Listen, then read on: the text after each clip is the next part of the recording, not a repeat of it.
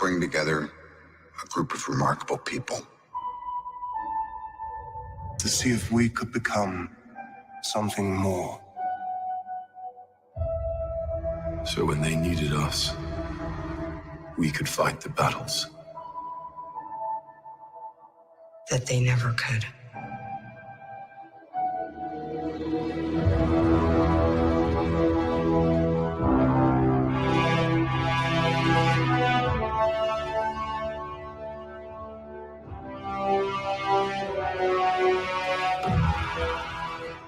In time, you will know what it's like to lose.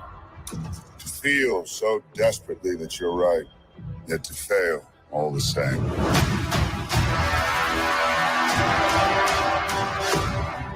Dread it. Run from it. Destiny still arrives.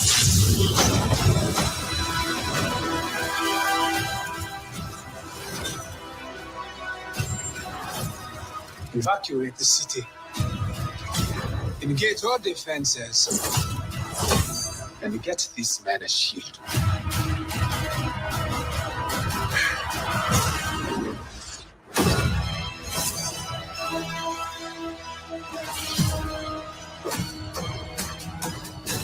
Fun isn't something one considers when balancing the universe. But this does put a smile on my face.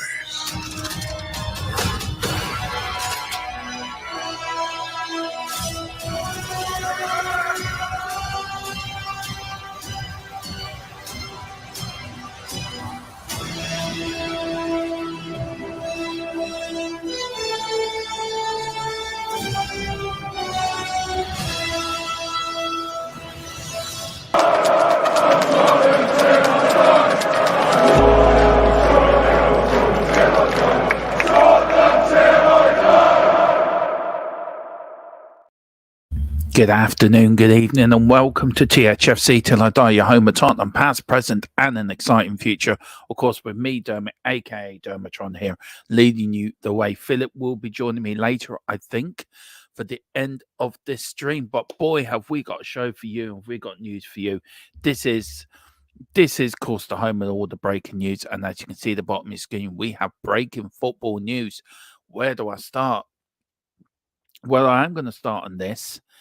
The Premier League in the last sort of 14, 15 minutes have voted for a 5-year limit on paying transfer fees regardless of length of players' contracts. Now, this was brought in because of what I just watched a bit of it now to get a bit of sense of it all. These are, it's like Chelsea bought a player, say you buy a player for 100 million. If I bring this up, actually, it explains it better.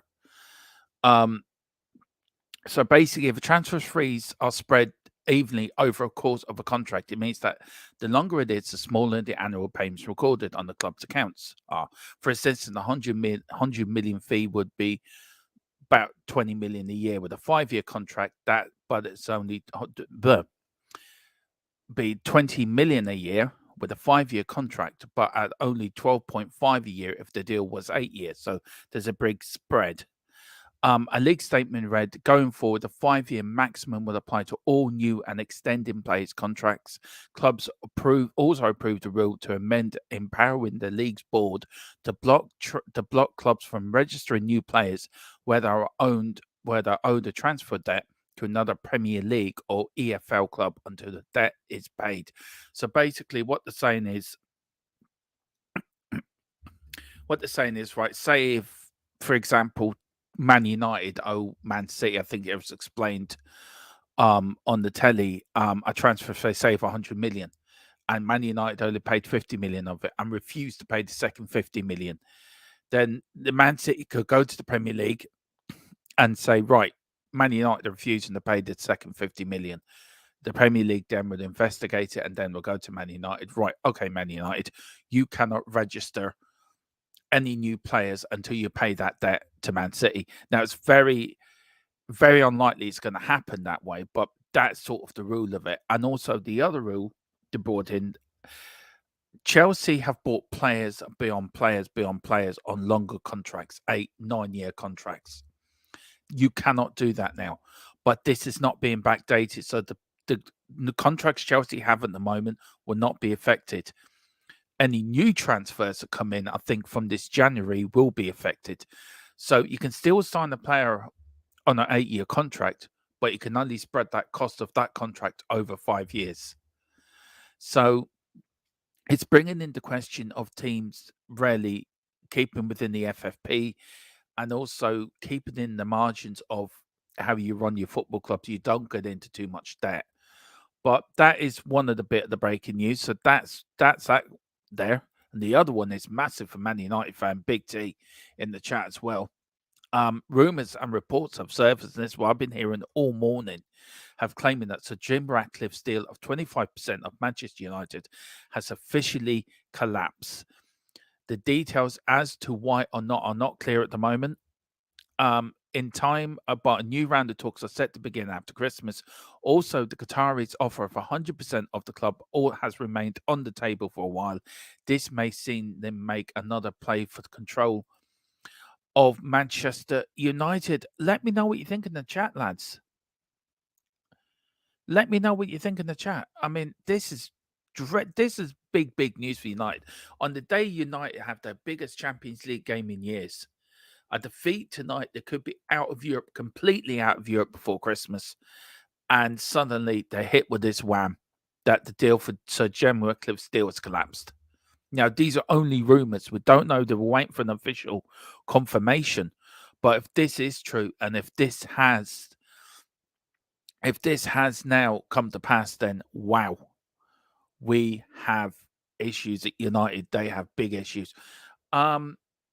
I have put on the subscriber only mode. It's to keep out the idiots, basically. But if you do, please hit the like button. I might turn it off for a while and then put it back on later. So I will do that. I've turned it off, but if we get any nonsense, it will be going straight back on. We've got Matthew in the chat. Big up Matthew. He says, big up Lord Dermot. I'm no Lord. I'm just Dermatron. Or Tron. Philip's the Lord. Philip's the Sir. I'm just normal Joe Blog Dermo. Did you see the GTA 6 trailer? I actually don't play GTA. I've never have. Did play it a little while when I was younger, but just couldn't get my head around it. I'm more into Formula One games and Formula One and EA Sports and all that different games. But no, GTA is not my thing. Big T, big up Big T, nervous for tonight. But Charlton must watch the show because he's definitely stepped up. He has. I don't think you can blame that all on me. But if he has watched me and seen me criticize him, that's because of the reason. Well, there you go. Big up with Charlton. Big up Big T. Let me know what you think about that news, United news, and let me know what your hopes are for tonight. I've done a bit of a build-up for you as well, so we'll go into that later.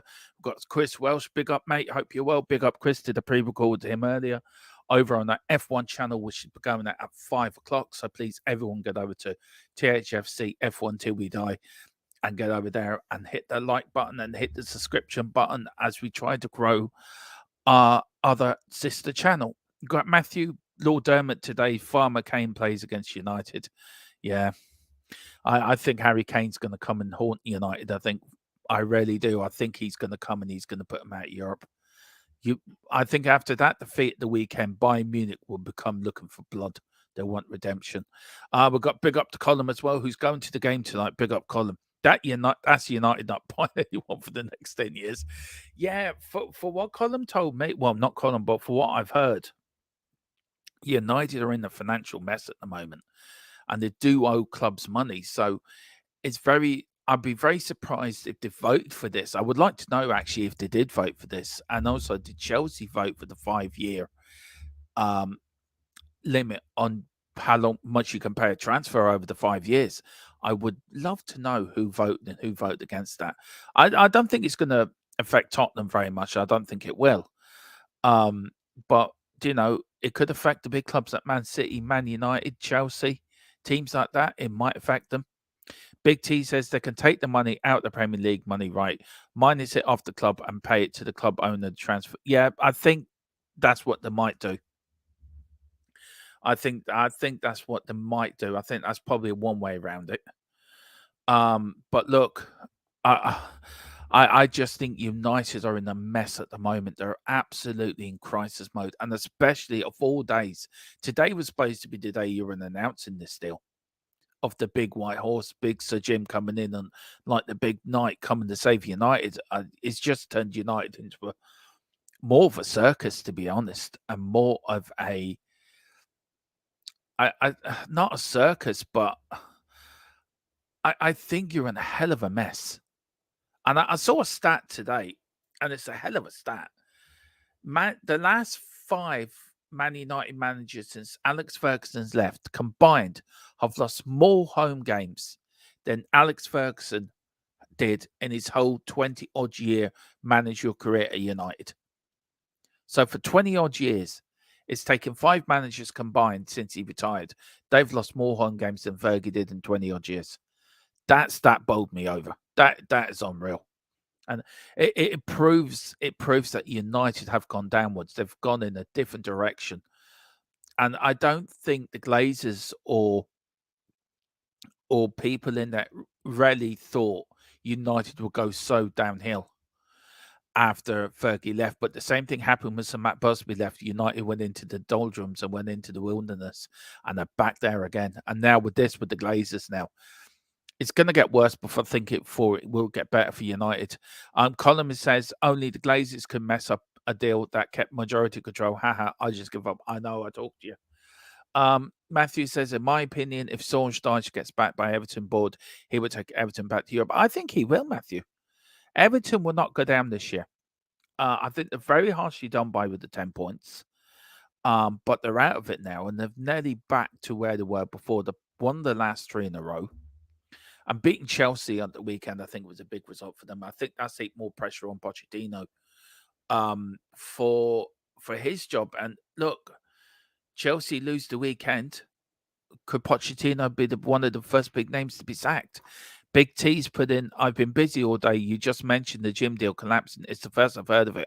I'll have to look into it. Yeah, I got it from my source. He told me it hasn't been confirmed yet. These are rumors. But for what I'm hearing, it has collapsed. Now, these are only rumors. These are only people put out there. For what I'm hearing, it has, but we'll have to wait and see. And he says, as for tonight's game, I will be simply observing. I've stopped having hope a long time ago. Well, Big T, you can join me here as I'm doing a watch along to it at 7:30 here on THFC Till I Die. As we do, we're going to cover United tonight, Newcastle for Geordie tomorrow night.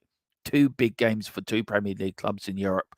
It's win or bust ready for both of them, but Newcastle have more control over their destiny. United have none. United need a miracle, I think, even to get into the Europa League. But the last time you finished 3rd in your group, you went on to win the Europa League that season. That was the last time you finished 3rd in the Champions League group. You went on to win the Europa League. So could history repeat itself? Matthew, big up Matthew. He says, I'm genuinely like this new at Everton. If it wasn't for the 10 points deduction, they would have had 25 points to now. Yeah, they would have done. And look, Everton were always the big club when I was younger.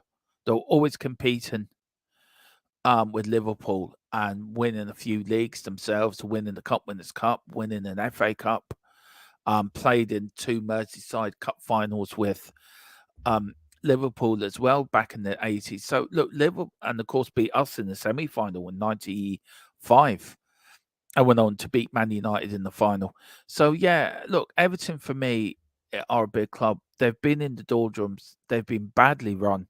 They've been badly financially run. And I feel sorry for the fans because they're the ones that put trust into these owners.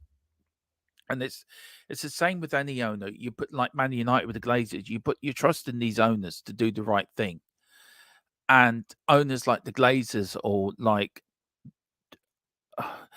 the owners of Everton, they want to make as much money out the club as they can make. And I think in the long run, I think it will hurt clubs in the end. And it's now hurting Everton. It will hurt Man United. And it's okay for Man City or these having these big state-owned countries owning them. It will come back to haunt them at the end of the day. And I think Newcastle, to be fair to them, are doing it very sensibly. They're not splashing the cash around. And look, as much as we've had a lot of problems with our owners, I think on the financial side of it, you have to think that we're well run on that side of the business. It's the football side where we've been let down, and I'm hopefully now under Ange that has now come to an end. That Ange will take us to the promised land and get us the trophies and take us on cup runs and get us a league. Now, will we win the league under Ange? I don't know. Could we win a few cups under Ange? Yeah, why not? But look, I think you look at clubs up and down the league, and you can pick out the clubs that are badly run, and you can pick out the clubs that have been pretty well run properly. And we're in that distinction that Tottenham have been properly run, but we've been let down on the football side. We've been let down with the transfers. But as I was hearing today on another stream, big up to Sean on his show earlier, really enjoyed it. I think one of them said that since Angie's come in, we're seeing the benefit of recruitment done right, and we are. We're seeing the proper recruitment. So maybe things are changing at Tottenham. But if you look at Manchester United, you look at they're in dire straits. They really are in dire straits. Really are. We've got Big T says there is a potential situation where no takeover happens. We're not allowed to sign anyone this January because we don't have the money to pay the debt still owed on previous transfers. And that's the problem, Big T. I mean, how far more down does United have to go before they hit rock bottom? I mean, you really are where we were 3 years ago, in a mess. I mean, the whole club's a mess. And you don't expect that from a club like Manchester United to be in such a mess financially off the field as well as on the field. And I've said it before. I mean, Colin told me, and a few other United fans have told me, Old Trafford is falling to bits. So when does that become unsafe for fans to go there? Could we be waking up one morning, Old Trafford closed for safety reasons? And you look under what the Glazers have done. You look at Martin Edwards' tenure of United, and that's when United were run properly. Now they're not. They're run. It's been Americanized, and I fear for Man United's future at the moment. I don't know how far you can go down. You can't keep blaming Ten Hag all the time. You blame the players. You blame they're the ones going on the pitch. And again, I was watching TalkSport when I was putting the show together and hearing the argument with Simon Jordan saying about there's no toxic environment in the Man United dressing room. And there's very much is a toxic environment in that dressing room. You look at our dressing room under Conte, under Mourinho, there was very much clicks in them dressing rooms that players would go to the chairman, this manager isn't picking me, and A, B, C, D, E, and I want him gone. And it got very toxic. Even under Conte, it got very toxic. Now under Ange, there's a culture change at Tottenham. There's a culture change of players loving the way Ange is doing it. The club's a lot happier. The club's a lot more of a stable environment for players to come and improve, and players to come to improve their football and to play under Ange and enjoy their football, which is the most important thing. If a player's enjoying his football, he will give you his best. And yet there is players that we want gone. Eric Dyer we want gone. Hugo needs to go. Segerson, I think, needs to go. And other players need to go. But we just have to be patient with this rebuild. There will be bumps on the road, but I feel we're in a lot better place. But if you look at United, they're in a terrible place. They're down in the doldrums. And it's a funny environment. For years, United laughed at us that we were the joke. Well, the joke's on you. And this is no disrespect to Big T or to Colin, who are massive United fans. But from a Spurs point of view, firstly, the joke's on you. You slagged us off for years. Here comes, don't worry, it's only Tottenham. Well, don't worry, it's only Tottenham. Tottenham are coming back. But on a football fan's point of view, if I put my football fan hat on as a neutral, I think what's happening at United is is shocking because United were the biggest club in the world, one of the richest clubs in the world, one of the most successful clubs in the world, behind probably Barcelona and Real Madrid. So you look at it that way, and you look how far they've fallen, and you look how we've built up. And a lot of people criticize Levy for building the infrastructure of the club, and doing it how he's done it. And yeah, there is a slight of disagreement there. There is a slight of, could you do it hand in hand? And you can do it hand in hand. You have to get one right before the other gets right. And there is frustration out there. We as football fans want a quick fix. We at Tottenham won a trophy. We haven't won a trophy since 2008. We're desperate for one. I'm sure United had, as fans as well, want a quick fix. Everyone's so impatient. We've been starved of success. And once you get starved of success, you no longer have the patience to give a manager time to implement his philosophy within the club. And then if we lose a couple of games, like we did lost 4 out of our last 5 before the win on the weekend, you get fans coming out, this is not working, we want Ange out, we want another manager in. But we can only go so long sacking managers. You can only go on so long of saying, well, it ain't working, let's sack him. Ange has been successful everywhere he's gone. I'm sure if Ange was at Man United, Man City, Chelsea, wherever, Liverpool, he would get the same response out of the same players. I don't know if he could do it at United. I'm sure he could do it at Man City. And Man City is another thing as well. You got Pep coming out the other night, apologising to Calvin Phillips. Sorry, I'm not giving you any minutes. Well, Pep looked at him and thought, well, he's not the player for me. So why did you buy him in the first place? Look, would you have Calvin Phillips at Tottenham? I probably would. But you can't keep... We can't keep asking for a quick fix, and there's going to be no quick fix either to our situation, which I think we're on the way to doing now anyway. I think we're on the right road now. We've just got to keep doing what we're doing. If you look at United, they're a long way from a quick fix. I think things are going to get far worse, far worse before it gets better at Old Trafford. And that is sad to see, because when Fergie was there, it was the team that they rarely lost at home, and they won so many trophies. Since he left, the whole thing's crumbled. I swear he's pulling his hair up when he goes to Old Trafford to see these players. Colin says, Big T, if the takeover doesn't happen, we are screwed. Without financial backing or investment, the Glazers cannot afford to run the club. So let me ask you this, Colin and Big T.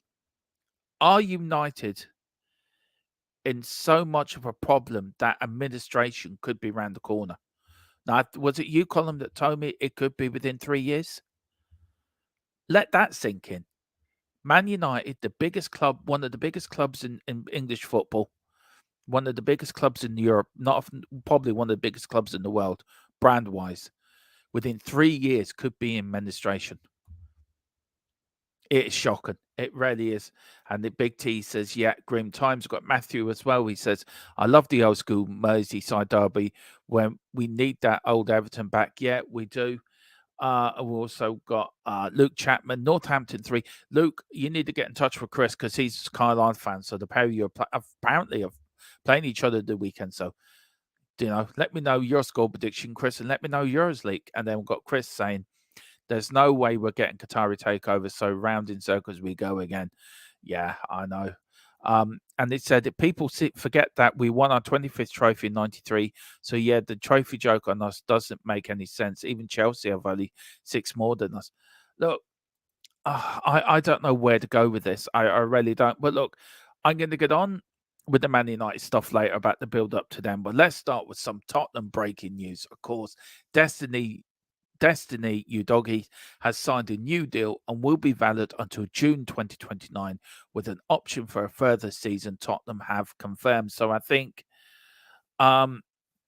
look, it's a great signing. I think it's great to get him tied down. He would have been really sought after, I think, after this season. But for me, Destiny's had a great season. He's had a great start to the season. Absolutely. And I said it yesterday. I think Tottenham have found their defense now, like we hand on the Trippier, Rose, Van Tongen, and Toby. I think we do. We have our back four and Hugo as well in Vicario. I think the back five is what we've been under looking for a long time, and we finally got what we wanted. Now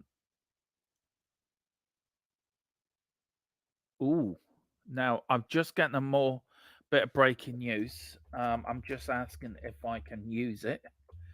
I don't want to get anybody into any trouble.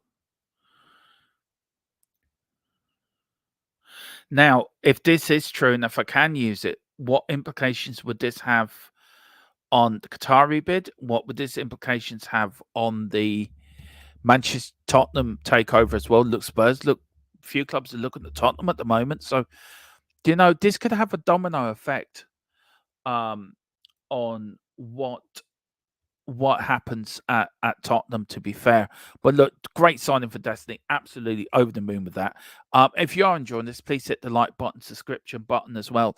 And also, please pick up your memberships, only $1.99 to $4.99. And also send in the super chat. I know it's difficult times. I know it's nearly Christmas. But it does help us keep doing what we are doing. Now, Alistair Gold claims that Ange Postecoglou is a huge admirer of Tottenham Hotspur defender Ben Davies. Now, that shocked me. But Ben Davies had a good game on Sunday. He really did. But he's got to now back that up with another good performance on Nottingham Forest. So he has to keep backing these up. Back up. That's his, Tottenham career. I mean, he's been quite heavily used from the first year, came in 2014-15, only 14 appearances, 5 a sub, then at 17, 3 a sub, then on 2015-16, and then from 2016-17, probably up to 2019-20, it was over 20 appearances, then 18 in 19-20, and then from 2021, it's been 20, 29, 31, already 10 appearances already this year, 4 of them as a substitute. So, look, for me, Ben Davies has to prove that he is worth the time. He is worth the effort. Look, he's better than Eric Dyer. He really is better than Eric Dyer. Let's see. Right. Well, the bit of breaking news I have gone, I'm going to actually bring it up for you. I'm going to do that and bring it up into a comment for you so you'll be able to see what I am seeing, guys. So this is now just off the hot press. This is breaking news. Sorry, Ben, I'll take that away. And the breaking news we have is Sir Jim Ratcliffe is set to announce his resignation from the Manchester United takeover process as early as this week, according to Qatari media. So let me know, United fans, where's this going? I mean, this is shocking. This is just turned into a mess, complete and utter mess. And Big T and Colin, let me know what you think, guys. Let me know what you think. The breaking news is Sir Jim Ratcliffe is set to announce his resignation from the Manchester United takeover press as early as this week, according to Qatari media. Now, does this play in with the Qataris wanting to take over the club? Is this being snuck out by there? We have to see where this is going. But that is the breaking news at the moment, guys. And it is shocking. It really is shocking. Really is shocking at all. And of course, big old Ben Davies, he's made 289 appearances in the Premier League, scored 9 goals, 19 assists, 75 clean sheets, both for Swansea and Tottenham Hotspur. So, look, let me know in the comments, would you keep Ben Davies in the squad? Is he a squad-worthy player to be kept in? Look, I was on Dave's last night, and I said that Ben Davies is a bit like James Milner. And I sort of stand by that in a way, because if he's playing around good defenders, you will get a better Ben Davies. If he's playing around not very good players, you're going to get a not very good Ben Davies. But look, we have to wait and see where this goes. But look, Ange likes them, and if Ange likes them, Ange thinks he can get a tune out of them, then in Ange we trust. Now, this for me is massive this morning. We were talking about this, and it is stated that a referee was punched to the ground by club president after a fiery end to the match in the Turkish football top flight.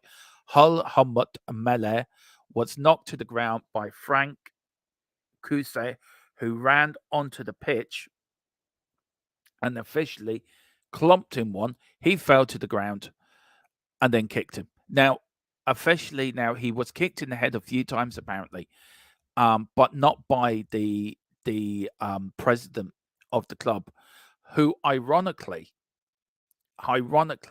won the Fair Play Award last season for being the best fair play team in the league, in the Turkish league, which is absolutely shocking. Look, this is a response by the FIFA president. He demands action after disgraceful scenes that saw Turkish referee punched by club president and kicked on the floor. As the president describes, the incident is totally unacceptable. This is his statement. He says this is absolutely no place for violence in football on or off the field. Events following the Turkish Super League match between MKE Akuniaksa and then Rizapur are totally unacceptable, have no place in our sports or society. Without match officials, there is no football. Referees, players, fans, and staff have to be safe and secure to enjoy the game. I call on the relevant authorities to ensure that this is strictly implemented and respected at all levels. Well, all Turkish football has now been suspended indefinitely after the president, Faruk Kurusha, punched the referee in the face after seeing Ankaranta concede a 97th minute equaliser to Rizapur, both mid-table teams, by the way. Koko ran onto the pitch at full time, floored the referee Hela Umut Miller, and who was also attacked by fans before being helped to the dressing room with the help of the police. And then, of course, that is again his statement again. Turkish president recap is posted like sports means peace and brotherhood. Sports is incompatible with violence. We will never allow violence to take place in Turkish sports. Ankara are 11th in the standings on 18 points, 3 points places below Razampur on 22 points after 15 matches. So the Turkish league has now been, suspended indefinitely. Will that mean the whole season will be sort of, pushed back to next season? Who knows? But for me, that was shocking. I mean, I fear it's coming into our game. It will happen in the Premier League. I don't think in the Premier League, but in lower leagues, definitely. But that is shocking. The referees are there to referee a game, good, bad, or ugly. You do not attack a referee like that. You really don't. Let's go jump into the chat, see what people are saying. We've got Big T saying, I think administration is not too far away, and pains me to say it, but there's also an argument that it is needed. Do you know what? I'd love to know what Colin thinks as well. I sort of agree with you in a way, and I'll tell you why. I think you need a reset at United. I think you really do need a reset. Now, if this rumours are true that Jim Ratcliffe's going to resign from the Manchester United takeover, now it does come from Qatari media. Now, that could be just held with a pinch of salt.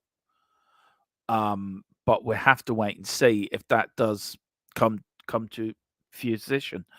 But I think a reset is needed somewhere along the lines. Now, it will be shockwaves around Europe, around the world, if Man United announce we're gone into administration.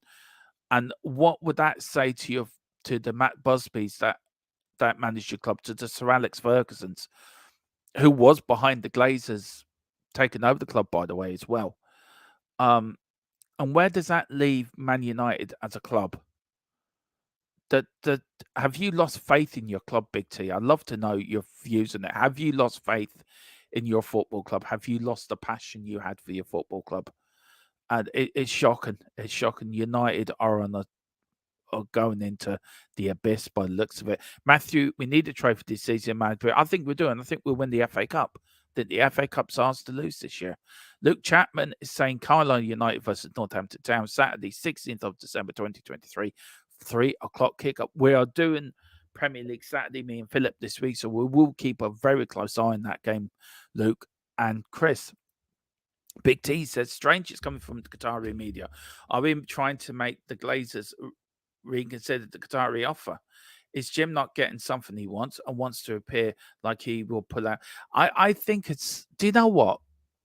I think it's a lot of brinkmanship, that I'm going to do this if I don't get my way. I'm going to report this if I don't get my way. I think it needs everyone to get into a room together and just sort it all out. If the Glazers want, I think the Glazers are playing Jim Ratcliffe off the Qataris, if I can be bluntly honest with you. That's how I feel it's playing out. They're trying to get more out of Jim Ratcliffe, or we don't want to give you 25%, we'll give you 15% of the club. When Jim Ratcliffe said, no, I want 25%, well, you're only getting 15. And then the Qataris saying, well, if you give us an extra $1 billion, we'll sell you the club. I think they're trying to get as much as they can, money-wise, out of United, which way they go. And it's the fans that hurt at the end of the day. Not the players, because the players are well paid. Not the manager, because he's well paid. It's the fans at the end of the day that are going to be hurting, that are going to be suffering, that are going to be angry, this is our club, this is our livelihood. This is we go here day in, day out, see-ins, day in, day out, week in, week out, home and away, to get away from work, to get away from life's issues, just for an hour and a half every other week or every week, just to enjoy myself. And you go there for enjoyment. Football's supposed to be an enjoyment sport. You're supposed to get enjoyment out of watching your team. And yeah, especially at Tottenham, we've had some low times. But we're enjoying it again. And I feel United are in a mess. They really are in a mess. I don't know how you're going to get out of it. I don't know what you will do. I think the only way you do get out of it is a full takeover by the Qataris, lock, stock, and barrel. I think it's the only way it's the only option you've got now. If you don't take it, then you're at the point of going into administration. That brings points deductions as well. And you also got the rot that's set in with the players and the managers, that it keeps spreading. And it spreads through the club, and it breaks the foundations that Man United were built on. It's like Tottenham. I mean, we nearly went bankrupt in the late 80s, early 90s. And as I said, not a lot of younger fans can remember that, or even they've probably seen their dads tell them, or their uncles or whoever tell them. But to live through that, it's not a nice thing. And I can understand how Everton fans feel. That's why me and Philip sort of empathize with Everton, because we understand what it's like. But yeah, let me know, Big T. I mean, what do you think needs to happen at United now? Do you need to lose tonight to bring it to a head? Is that the thing? Does tonight's result bring something to a head? If you go out of Europe and they go out of the Champions League and the Europa League and just go out of Europe completely, does that bring it to its head with Liverpool on Sunday? Do you sack Ten Hag? Do you reset again? What do you do? Because at the moment, anything that you're going to do is not going to work. It's not going to work because you've got the same players on that pitch, going week in, week out, not performing for you. They put performance in against Chelsea, but they won't put a performance in you against Bournemouth. And I think we went through that under Conte, especially under Mourinho as well, and under Nuno, where we would turn up for the big games, but for the lesser games, we wouldn't turn up. And I think United are going through that phase again. But let me know what you want. People seem to forget us fans are the clubs. It's not like the Glazers or Enoch or Daniel Levy or the Liverpool owners or the Man City owners or the Newcastle owners. Us fans are the football club. We're the ones that keep the game going. If we didn't turn up, the place will still play because of all the football money, because of all the money that's coming from the TV deals and that. So they may lose money on gate receipts and what people buy at the stadiums, but they make it up with TV money because the demand from there for football is so great. But they seem to forget that football clubs were built on fans. They were built on the working class people. United were formed by railway people working on the railway lines in Manchester. Tottenham were formed by 4 young lads, cricketers, under a lamppost not far from White Hart Lane is. You have Liverpool sprung from Everton. You've got Man City as well.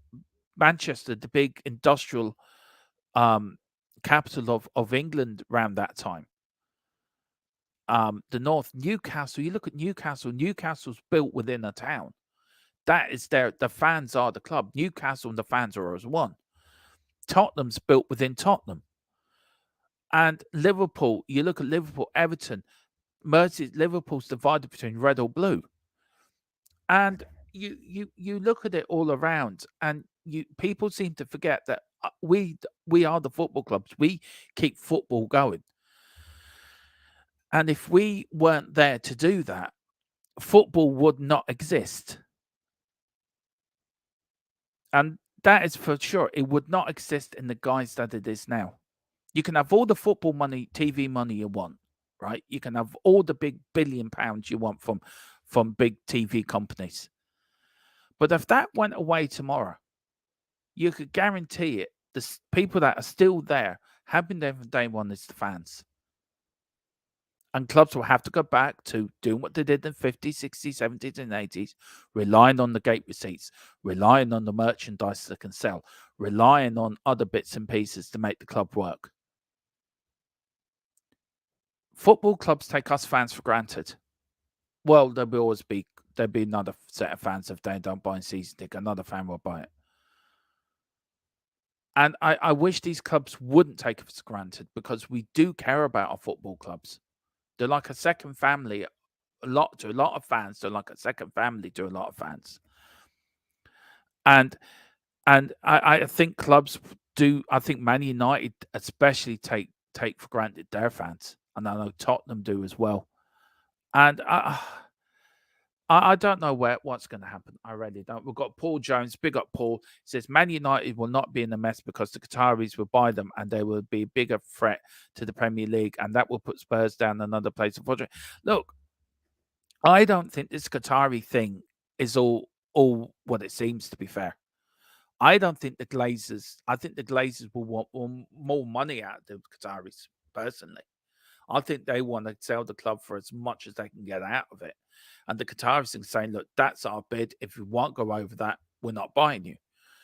I also think they're trying to screw Sir Jim Ratcliffe as well, in a way that they're going to want to give him less of a percentage of the club to restructure that deal. I mean, this deal should have been announced weeks ago. Why hasn't it? It's been going on for the last year. I mean, it's shocking. I understand what you're getting, Paul. I do get what you're saying. But will the Qataris, will they pay over the odds for Man United? No, I don't think they will. Will they start looking around and probably Tottenham as one of their option clubs? Probably. Because if you look at Tottenham and you look at Man United, our infrastructure is better. We've got a far better stadium. We've got a far better money-making utilities at Tottenham. We can reuse the stadium for concerts, for boxing, we can use it for NFL. And I think that's where we might become a bit more attractive than other clubs. Big T says, I want whatever is going to happen now.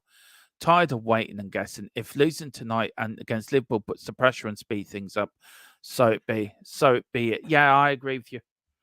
I think tonight and Sunday is going to be absolutely crucial in your season and what happens to you in your season. You cannot keep going on, especially with this news breaking today with Sir Jim Ratcliffe looking to resign, apparently. I mean, that will put the club further into a mess, further into a circus. And then you're going to get the Glazer out fans, which they're going to come out more in force. And I wouldn't be surprised if there's a massive protest tonight. So, something's going to break. Something's got to give at Old Trafford, at Manchester United. Something's got to break. If it means the Glazers saying, sod it, here, the Qataris, you can have it. Or they say, right, we're sticking to our guns. We want what we want. If you can't match it, we're not going to sell. and Jim Ratcliffe, you take what you're given. And then, right, we'll run the club into the ground. The club's nearly run into the ground anyway. For what I'm hearing of Colum and Big T, and that Old Trafford's falling around their ears. And it's sad to see. It really is sad to see. And he says there is a future where both Manchester clubs are battling out in the low. Yeah, we've got the Man City thing as well, 115 charges. Where will that go? Where will that leave both clubs? And could we see the day that they're both battling each other in the Championship? Who knows? Who knows? Football's a funny old game. Well, let's get on with United tonight. Of course, they are in a do-or-die Champions League fight tonight. Now, Man United have played 48 seasons in Europe completely. Most appearances, of course, it's Ryan Giggs, 157. The top goal scorer in Europe is Wayne Rooney in 1939. The first entry into the European Cup, of course, was 1956-57. And the last entry, of course, was this season, 23-24. They have won the Champions League and they won the European Cup once and the Champions League twice. So tonight's a massive game. Now, they've played Bayern Munich 12 times. They've only won 2 out of that 12. And one of them, of course, was the 1999 Champions League final. They've drawn 5, they've lost 5. They've scored 16, conceded 20. So they're a -4 goal difference rate. They've only got a 16.67 win percentage rate against Bayern Munich in Champions League football, which is shocking in the whole of Europe, basically. Come to Champions League / European Cup, they've played nearly 298 times. This will be 299 tonight. 161 wins, 70 draws, 67 defeats, 554, goal fouls, 298 goals against. So basically, they've played 298 games and they've conceded 298 goals. Says it already. But they do have a plus goal difference of 247 and a 54.03 win percentage rate. So really, the European record is actually pretty good. In what could be the final set of group matches in UEFA Champions League ever ahead of the introduction of the new format next season, Manchester United must face a must-win Group A tie at home to Bayern Munich.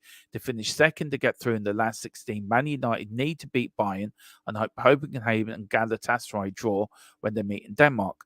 Speaking ahead of the crucial Old Trafford encounter, Erik ten Hag put the teams in consistent form this season down to injuries and in defence. Last year we had a regular team with not so many changes, especially in the back line.